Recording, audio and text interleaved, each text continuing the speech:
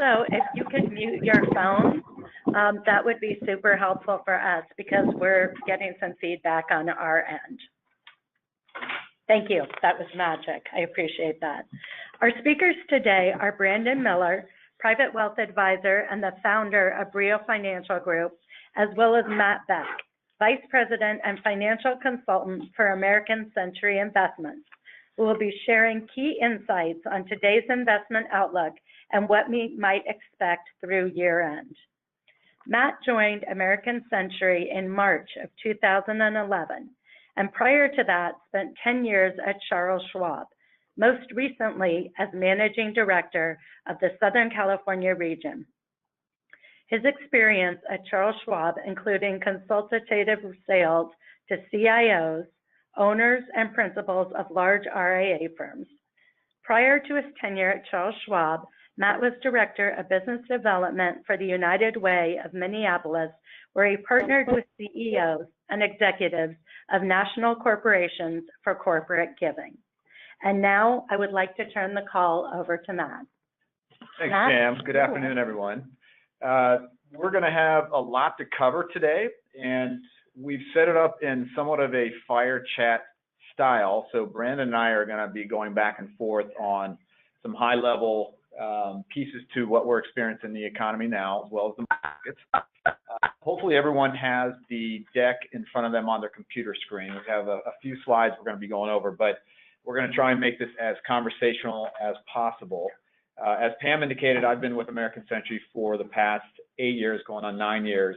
And in my role, I get the pleasure of working with Brio Financial on a pretty regular basis, especially with doing events like this. And was flattered to be invited to participate and help offer some commentary on this past quarter, that's Q3 of this year, as well as what we're expecting going into this last quarter of 2018 and hopefully what's going to happen in 2019.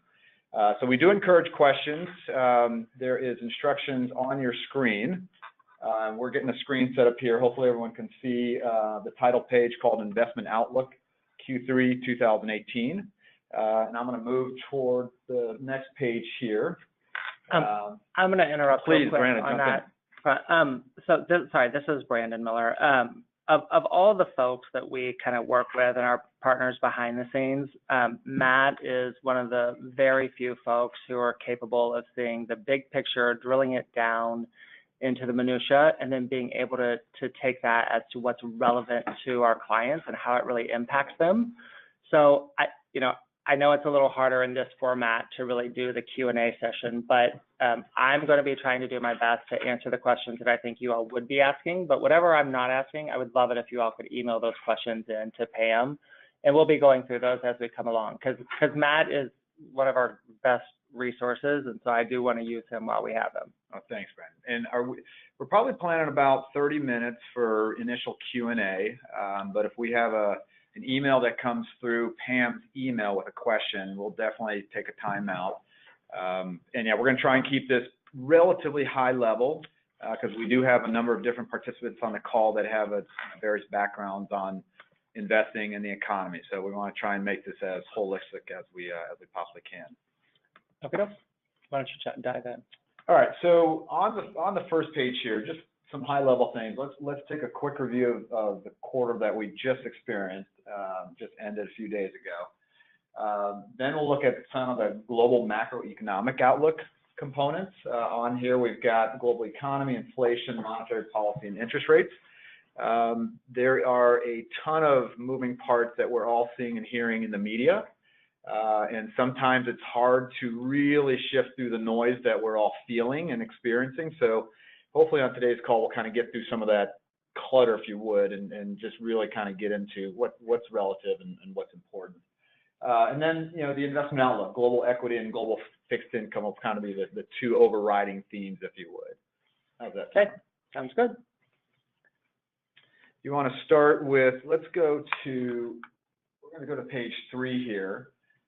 Quarterly market recap, and this is kind of a picture of the indices, if you would, and what happened in the last quarter. The dark dots or squares in the middle of the graph here depict kind of the low and the high range. And a lot of times economists and market analysts will look at these and say, okay, where are we in relation to where we were last year? Where are we in relation to where we were the previous quarter? And from there, what they try to do is determine themes or certain movements, if you would, in the market. So when Brandon and his team of experts are trying to invest on your behalf, at the end of the day, it's about diversification. These data points help them kind of make decisions on the investment route that they want to take portfolios. But in particular here on the right-hand side, global equity, you've got developed markets delivered mixed results. And I'm just going to take kind of a backdrop here. I think Brandon and Pam, you guys remember 2008, you know, the worst part of our market history, you know, ever. Since then, we've been in a gradual recovery, right? So the last 8 or 9 years, we've been kind of doing an upward trajectory. And what's happened in that time period is we've gotten used to more of a calm reality, right? So there hasn't been a lot of volatility in the markets. Fast forward to this year, we now are experiencing some pretty regular volatility. And in our world as professionals, we've almost kind of gone back to a normal. If you think about the last 8 or 9 years, that wasn't really normal, right? And I don't know that, I mean, when I'm interacting with clients all day, every day, like, I think it's easy to forget what normal is supposed to look like, right? Especially after 9 years of a more or less steady upward trajectory. And the thing that I'm getting constantly, and I love this little chart about kind of where stuff is, because what I hear all day long is the markets are doing so well this year. Why am I only up X, right? And the truth of the matter is, like, in a properly diversified portfolio, it's not up that much this year. Right. Yeah. Facebook or Apple might be up this year, and that's kind of what hits the headlines. But I don't know that people ever stop and look at, like, this chart that you have up. I don't know that people would ever stop and really look at something like this. Yeah, that's a great indicator. And we have actually, one of the next slides we'll show too is the fixed income side to this. And I think what Brandon is alluding to is, yes, the U.S. equity market has been very, very strong. And I think the big question is it going to continue? Can we expect the same going into Q4 in next year?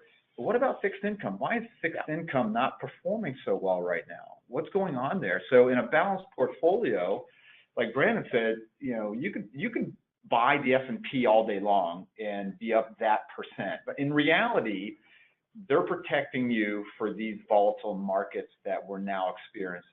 So a balanced portfolio is absolutely critical to the longer term picture of investing. Absolutely. Yep. So this is slide 4, global fixed income, U.S. bonds mixed, non-U.S. bonds decline. The question I get a lot is, why are we now getting into so much volatility? What's going on?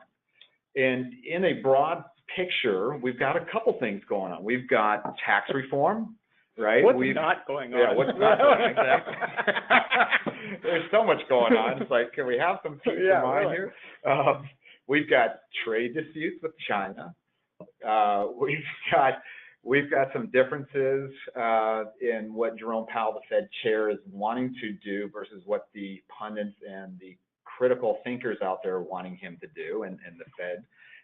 We've got interest rates that are rising. We've got, you've got political turmoil in certain parts of the world. So we can cover a number of these areas that kind of tie into the volatile market that we're now feeling.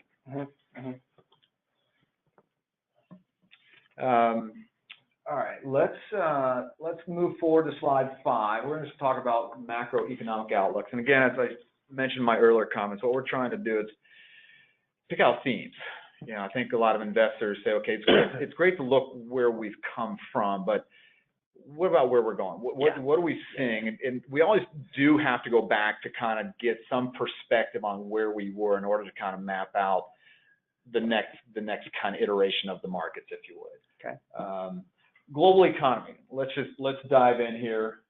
Central bank policy is paramount. Emerging markets drive global growth. So it's fair to say that the U.S. has been the leading economy in the world.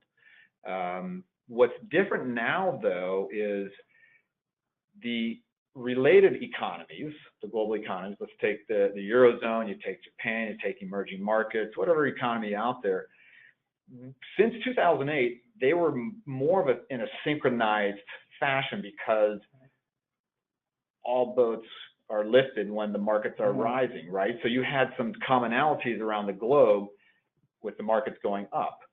Now what's happening is with inflation rising and the dollar strengthening, the U.S. is still leading that, but now the Eurozone and Japan are starting to really kind of question their accommodative policies. Do they want to keep injecting stimulus into their economies like we did a few years ago in order to buoy the economy and get to where we are now? So we're seeing a little bit more of a break apart situation from there. And so like when I think about my clients' portfolios and how, on an individual client level, is that I hear that as being a positive thing, that asset classes aren't as highly correlated as they were. Like in my head, I feel like what made 2008 so painful is that every asset class went down together. And that's, the reason we diversify across asset classes is so that doesn't happen every time, right? Yeah. It sounds to me like less correlation is a good thing. I think there's a lot of truth to that, Brennan. Yeah, absolutely. I would agree with that. Right now we're seeing U.S. large cap stocks doing well. Bonds not doing so well. So there's a disconnect on the correlation there. So we're starting to kind of find questions and solutions around non-correlated strategies. Call it alternatives. Call it whatever type of investment that might be able to add some additional performance to those two larger buckets, if you would. Okay. And I think if you look at, you could tie in inflation to that, you could tie tax reform into that. Right. At the end of the day, when you're looking at certain companies in the stock market and what's driving the equity side of that, not the fixed income side, yeah, there's different asset classes within there also that are performing better than others. Does this also, and I'm sorry if I'm taking you. No, that's okay. That's whatever. But does this also, there's that whole active versus passive investing debate that feels like it's been going on for decades. It seems like indexing or passive investing has been doing so well for so long.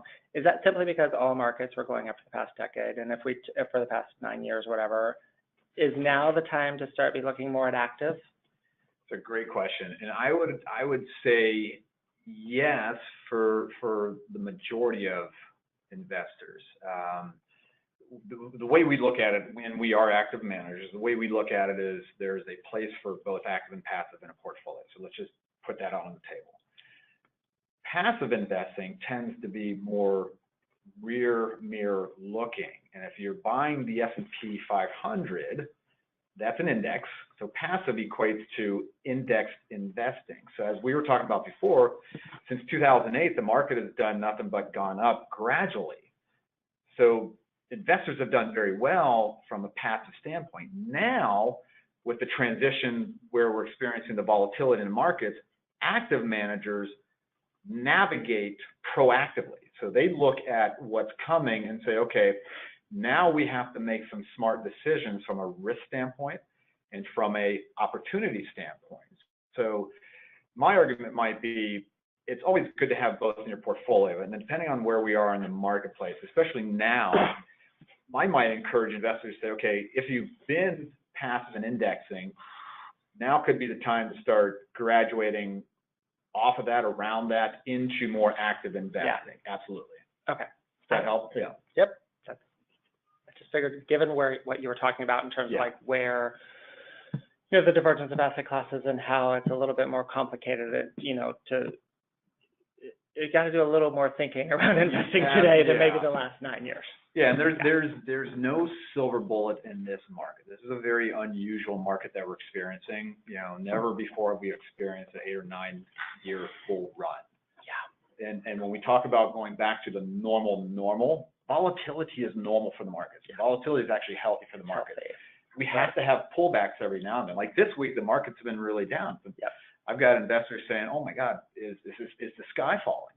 is it time to get out? Yeah. And our thinking is, no, it's not the time to get out. Now is the time to be even smarter about what we're doing. Yeah, I agree with you. And it's like, to me, I always say, like, in a properly diversified portfolio, there should be something that's performing poorly, right? You want something to zig when everything else is zagging, and vice versa. Yeah, never one magic ticket. Yeah. That's Okay. We talked about diversification earlier, and that's the foundational element of all good investing. All right. Let's move on. Let's talk. We're on page 6 now. Global economy. U.S. shows upside potential. Central bank policy is paramount. Emerging markets drive global growth. Anything in here you want to dive into a little bit? Yeah. How long did the good times last? I'd love the magic wand, right? If we all had a magic wand. Right. Hard question. You know, it's the value of the dollar definitely is having an impact on a global scale. Inflation is having an impact on the global scale. You know, and I say global for everyone on the call because we're no longer just U.S. isolated. China now is as large, if not larger, than the U.S. economy.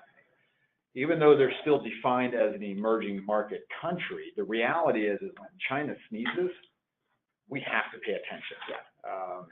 So China is the largest country in the emerging market space, and yet it's still as large, if not larger, than the U.S. So we watch China and what's going on there. Everything has an impact now, and especially, you know, we could tie in these trade tariffs that we're all talking about right now. And what do trade tariffs mean to investors? You know, how's that going to impact me, you, and Pam, and the investors on the call here? Well, that question still needs to be answered, and it will be. But so just to bring us current day, you know, we're now getting ready to move into a second round of tariff penalties, if you will.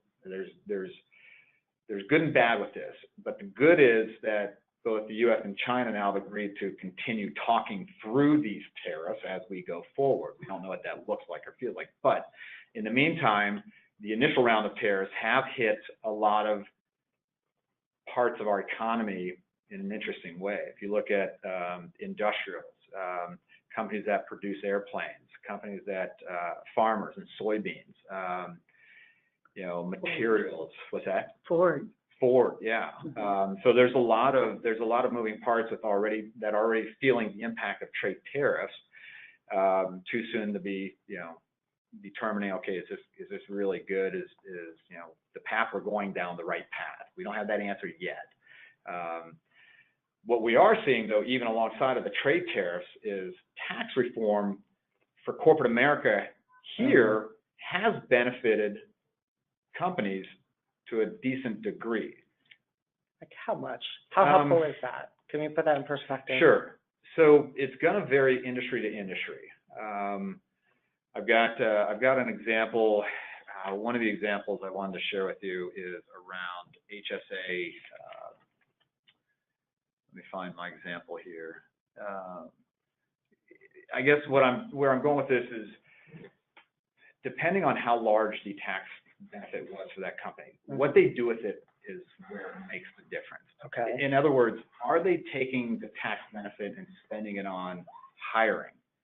Are they taking it to spend it on new developments and advances in their industry? Or are they taking it and saying, we're going to repay investors and shareholders in a form of dividend gift, if you would? So we're watching these very closely. So it's across the board. It's across the board. And the answer is, it depends on how the company is utilizing that tax benefit. Okay. And are we far enough into the year that we kind of know the impact? I don't think so yet. I think we're starting to see good examples. I think. Let's see. So I wanted to give you this one. So let's take HSA again. They went from a reduction of a full 10% to 20% gain on their cash balance sheet. And so what they did with that is they turned around and invested in better technological advances in that industry. Okay. instead of lowering their prices to their consumers or their buyers, which then in turn created a more competitive environment Right. for other same industries or same companies. So that then brings up like if there are enough tariffs, does the consumer get hurt? I mean, is that hurt? I mean, ultimately, am I paying more? Not necessarily. Okay. We're going to hope that the Fed is controlling that as best as they possibly can. So Okay. inflation to some degree is actually good for the economy. So when we talk about normalization of interest rates, and right now we just went through a most recent quarter point increase in interest rates. The Fed is saying we're going to gradually continue doing this over the next 1 to 2 years to get us back to a 3%, 3.25% interest rate level. Okay. Back to normalization. If we experience unemployment that's even below where we're at now, and we have a reversal of wages, so let's say we can't find enough talented, skilled employees, and the wages start going up too fast, Yeah. does the Fed knee-jerk react and raise rates faster? So there's a balancing act here. What they're trying to avoid is going into a recessionary environment over the next couple of quarters. If we get inflation raising its ugly head too fast, then we start really feeling it in the markets and the grocery stores, at the gas pump. And enough And- tariffs and- all at once could possibly do that? If it has a impact globally. So let's say if China retaliates and says, okay, yes, you're going to raise our tariffs, so we're going to stop exporting some of the most important goods and material items to the U.S. Yeah. Instead, we're going to start infrastructure investing into our own economy. Yeah. And we're going to play isolationism just like you're As well. playing isolation. Okay. There could start ripple effecting into what we buy. Okay. All right. So it's something to be It's something to be mindful aware of. of. Yeah. No, I shouldn't Yeah. We're hoping. stockpile groceries. No. I think between. We're not to Venezuela. Yeah, between the administration and the federal, Reserve and Jerome Powell and all the banking systems, we hope that there's kind of a checks and balance, if you would. Okay. All right. Let's move on to, we talked a little bit about inflation. We're on page 7. This slide here just talks about where we're at from a global inflation standpoint. You've got Japan, Germany, the UK, and the US. The US is in dark green, the UK light green, Germany light blue, and Japan in dark blue. So we do watch this pretty closely to gauge how the US economy is doing comparatively to these other economies. Excuse me. If something really goes out of balance, so for example, let's take the UK. The UK right now is going through some challenges with Brexit. There's a mid-year timeline next year in 2019 that they will have to have figured out how they're going to exit the Eurozone. They don't have that figured out yet. In the meantime, you've got countries like Italy that are going through a governmental change, and that's having a negative impact on all things Europe and what's happening there. So if the European Central Bank decides to tighten their accommodative policy, how does that impact the U.S.? Well, it could have a negative impact in the sense that the import-export scenario of what we're buying and selling to those countries could weaken the dollar.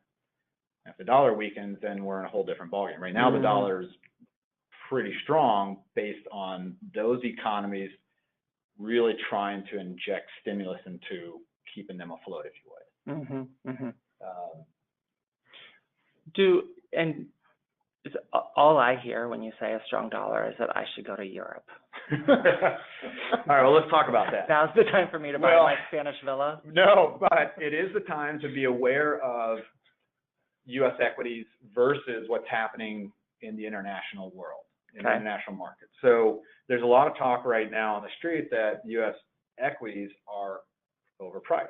and they're highly valued right now in a historical comparison. So where do people turn if the U.S. equity market becomes rich or too ripe, if you would? So now a lot of the experts are saying, you know, in the equity realm, if there are industries and sectors internationally, especially in the developed market and the emerging markets, maybe it's not a bad time to be considering a heavier portion of the portfolio toward those components, if you would. You want me to buy low? Well, Of course. Yeah, right. Is that what you're saying? Okay. Okay. So hopefully that helps a little bit. But yeah, we've got, and again, there's so many moving parts. But what about emerging markets? You talked about that a little bit Yeah. earlier in terms of like it feels like there's a, and I mean, I don't know, it feels to some degree maybe it's just a different headline, same thing, different day, right? But like Turkey or Venezuela, like those kinds of places where there is a lot of political turmoil in some of the emerging markets. Do I care? Yes, if we always think you should have some portion of your portfolio in the emerging market space. It's a volatile asset class. Mm-hmm. We know that, we get that. What we're now seeing though is over the last few years, the fundamentals in the emerging market space have changed for the better. Again, remember, China is the largest emerging market economy out of the 75 countries that make up the emerging market sector, if you would. Okay. Let's take some examples of why that's important. So China's middle class is the fastest growing population in the world. They are now becoming true middle class investors, if you would. And with their newfound wealth, they're spending in different areas. And two examples, education, and let's talk about movies, just for fun. If you think about education, the parents over there now are recognizing, ooh, I can afford to send my child to a higher institution. And in this, ironically or coincidentally, the University of California system is the highest recipient of Chinese students. Okay. By a large margin. So what's happening though is there are companies in China that are now tutoring those students so they can do better on their entrance exams. Mm. Private companies are now sprouting up to tutor those. You can have a professor sit behind a computer and teach 1,000 students in an hour. There's good money to be made there. Yeah. So that middle class now is starting to say, oh, I've got some extra money. I want my children to go to the best educational system in the world. That's one. Let's talk about movies. The middle class now are able to go to the movies. It seems kind of a strange thing for me to say that, but that's a big deal where they used to not be able to afford to go to the movie theaters. There's a resurgence of movie theaters in China. And what they're doing is they're going to the movies. They're buying tickets. They're buying soda. They're buying snacks. They're buying food. If you think about all the moving parts that go into a movie theater production, that's another revenue driving type of industry that is springing up. Technology. Technology is another huge one. Technology is an area that continues to evolve and change. Internet commerce, Mm-hmm. Alibaba. You got companies like that that are driving some industries over there, but yeah. Okay. All right, so let's do a time check. We're at the 35 minute mark. Yeah. Any particular questions that have come in? We do have a question. It's kind of off topic a little bit in terms of like core investments. It's more about tax law stuff. I've kind of been asking some of the other ones as they've been coming through. So at some point, if you want to, whenever we get done with kind of this, I can do tax law, if you want. So tax reform. Tax reform. Okay. Yes, all right. exactly. Absolutely. You got it. Tax reform. Yeah. Do you want me to dig into that? Sure. Yeah. Okay. That's fine. So tax reform. What about the tax reform in terms of like what happened with corporations? Is that playing out in terms of earnings, and how's that has all of that already been digested, if you will, by the market, or is there still something there that we can benefit from? I think there's still something there that we can benefit from. Okay. And it ties into what I was trying to convey earlier is depending on how big the tax windfall is for companies, how they're spending it is where it really makes the difference. And I was referring to another example. I'm going to give you another example here. There's a company called Zimmer Biomet, and this company manufactures orthopedic products, such as artificial joints for knee, hip, and shoulder replacements. They took some of that windfall and invested in computer-assisted robots and multi-axis grinders to precision polish medical devices. Okay, so why is that important? Well, they've taken their windfall and invested back into advancing that industry. Okay. So the benefit hopefully now is for those patients, they're getting better product. They're getting more sophisticated. And as a shareholder, if I'm owning that, Yep. whether it's directly or through a mutual fund or something, then the hope is that that payoff will happen down the road. Specifically. Yeah. Exactly. Okay. That's where I was going with that. So, Okay. so medical industry is big. IT, artificial intelligence, some of those companies that, especially smaller companies that where the tax benefit is actually stronger if they're taking the money and spending it the right way. What about all those headlines about, oh, every employee gets $500? Unfortunately, not that clear cut. Yeah. So just no. Not as good as I would like to have been. I mean, we're still looking at data on that, but you don't see a lot in the headlines about the line employee really benefiting. And if they have, Brandon, they've already spent that. That went straight to the store. They went straight to the store. Okay. Relatively speaking, it was very good for them, but it was Right. a one-time kind of, hey, thank you, here you go. Yeah. All right.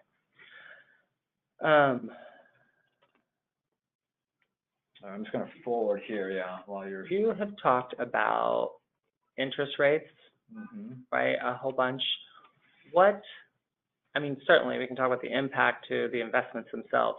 What about as, Joe consumer? What's happening with my mortgages? Yeah, that's a great question. If I want to buy a house, what do I do? Bottom line is rates are going up, so lending becomes more expensive. So if you're in the middle part of the country and you're looking to buy a property, depending on how you're financing it, the bank is going to say, we want to see every ounce of your financial wherewithal, because we don't want you to default on a loan that we're going to give you. They're also saying, well, the Fed is moving interest rates up, so our lending rates are going to subsequently go up as well. So I think right now, in the Midwest, I'm hearing loans at 5+%, whereas just a couple of years ago we were in the 3% and lower. That was happy. Yeah. So if you bought real estate a couple of years ago when rates were below 4.5%, 4%, that's very opportunistic. In historical perspective, back in the 80s. Remember when rates were 16%? Yes. Do you remember that? I do. My dad's a land developer. It's hard to even imagine in this day and age. I mean, you think about millennials now; they have no perspective of that. So, so from a mortgage and lending standpoint, you would think with deregulation and the current administration's wish to have more wealth injected into the system, that lending would be easier or better.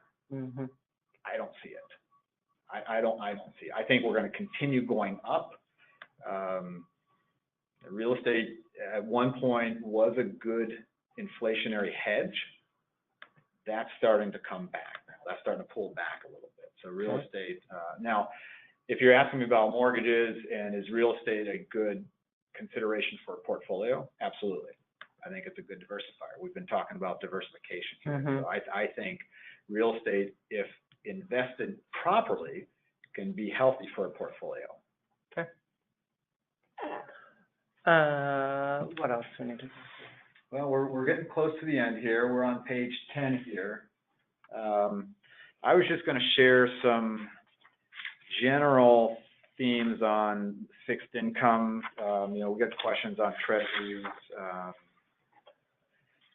municipals, talk a little bit about that. What else might your investors? Yeah. A really fun question about a flattening yield curve, Okay, so this just which came I in. frankly don't even know that most of my other clients know what that means, but that's okay. Well, yeah, let's not get too deep in the weeds here, because again, we've got a broader audience.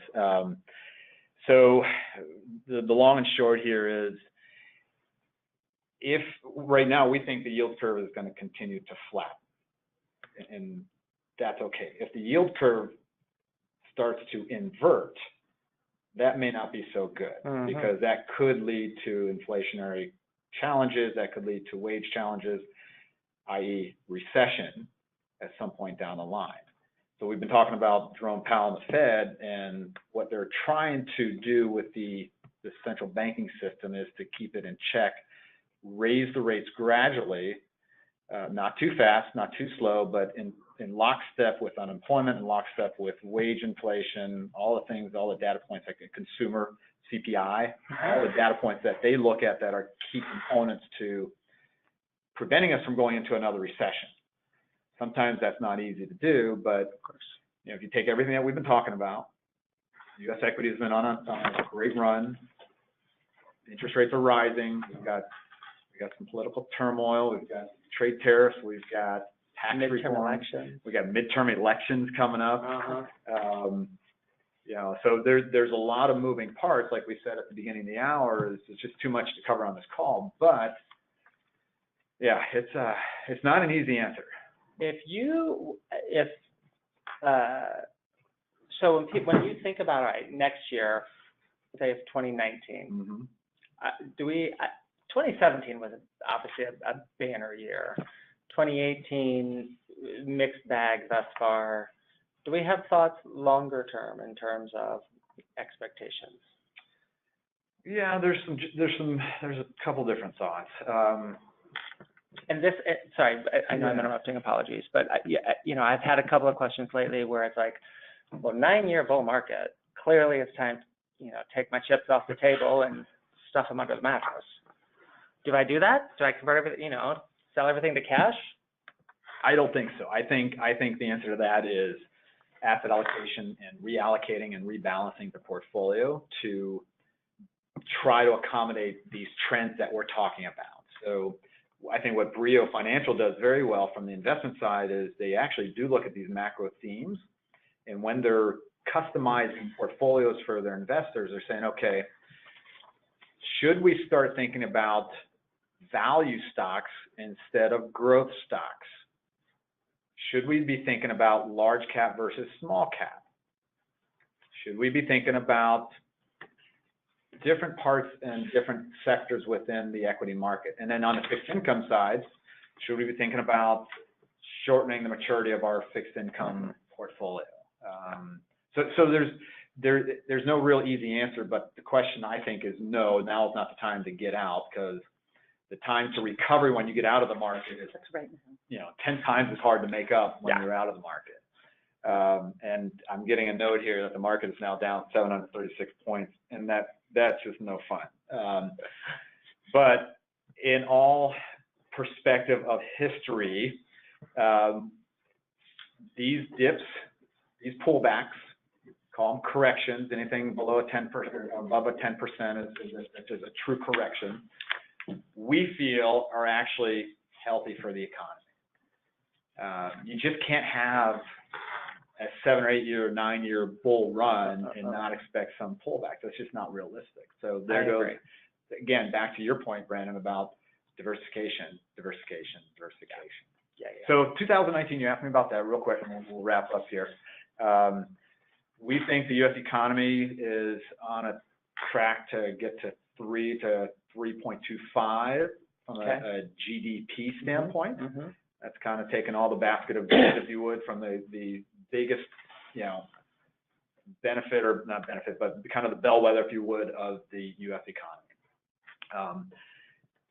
The X factors are what happens globally with Brexit, with the European Central Bank, with Japan, and the emerging markets. All those things that we've been talking about, how those play out does have an impact on the U.S. economy. So Okay. we're watching it pretty closely. We don't see any major X factors here derailing the U.S. economy. We don't think we're going to go off the cliff. We don't think it's time to, punt altogether. Thank heaven. But yeah, this last page on page 10 here, we just have some high level kind of themes, if you would. I'm gonna read a couple things from our investment team, so what we call the key takeaways. Okay. And we'll just wrap up. So we believe volatility will increase, especially as developed market economies go their own direction. We call it divergence. We now are saying security selection is very, very important. You can't just buy the index anymore. You have to have experts and professionals that are looking at certain industries and sectors and making very, very, strong decisions. Okay. Trade tensions and geopolitical issues will remain as headwinds. So that's going to be, happening, especially in the emerging markets space. Here in the U.S., the stimulus from tax and regulatory reform will support capital spending and employment, which should benefit corporate earnings and keep annualized GDP at the high end of our expected range of 2 to 3%, which I just mentioned. Mm-hmm. The strong economy, tight labor markets, robust corporate profits and spending, and wage growth may push the U.S. inflation past the Fed's 2% target. Inflation is rising, as we talked about, but remains below target in Europe, while inflation remains stubbornly low in Japan. So again, two other economies we're looking very closely at. We believe bond yields will gradually increase as more central banks begin normalization, and we expect the 10-year Treasury yield to slowly rise and trade in a range of 2.95 to 3.25%. Okay. Let's talk about agricultural markets. Select corners of the ag market, along with steel, aluminum, automotive, electronics industries, are feeling the impact of trade tensions. With decade-long trends supporting free trade, that's now under threat. Mm-hmm. Free trade is now under threat with these trade tariffs that we've been talking about. So tariffs could put upward pressure on inflation expectations. Let's see here. Tax cuts have stimulated corporate technology spending.